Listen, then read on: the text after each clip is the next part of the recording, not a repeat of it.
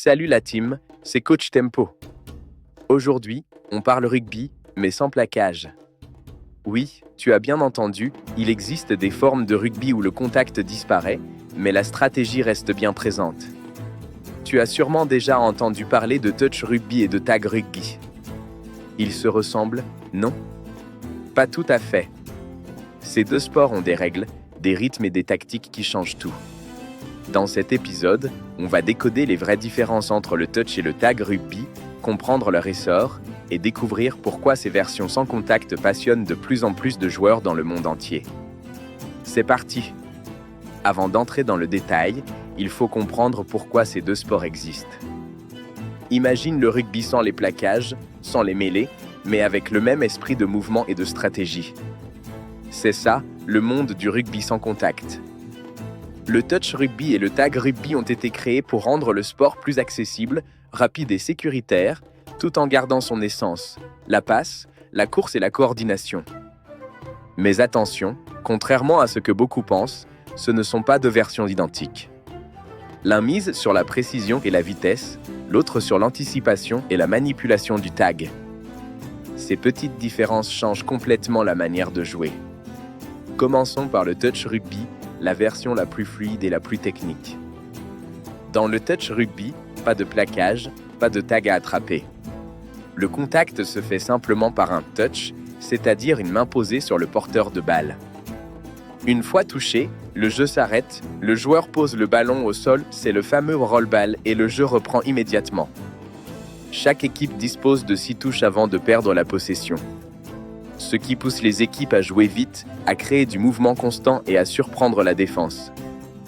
Tactiquement, c'est un jeu d'anticipation et de précision. Les attaquants doivent créer des surnombres et des ouvertures rapides, le porteur doit libérer le ballon à la bonne seconde, et le halfback, le joueur clé, dicte le tempo et oriente le jeu.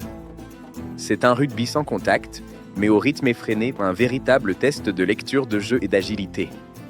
Maintenant, passons à son cousin direct, le tag rugby. Ici, le principe est un peu différent.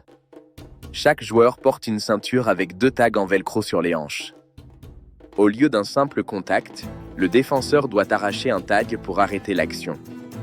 C'est une petite différence, mais qui change tout.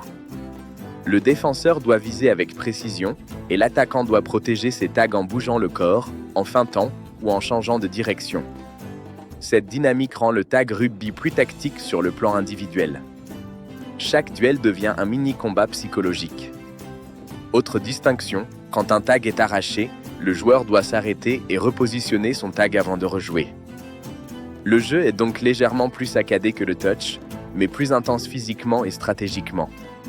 Et visuellement, c'est marquant. Les tags qui volent, la ceinture, les gestes rapides, tout un spectacle de coordination et de réflexe. Alors, entre touch et tag, qui domine? En réalité, aucun. Ce sont deux philosophies de jeu. Dans le touch rugby, la clé, c'est la vitesse d'exécution. Les passes sont courtes, les enchaînements rapides et le ballon circule sans arrêt.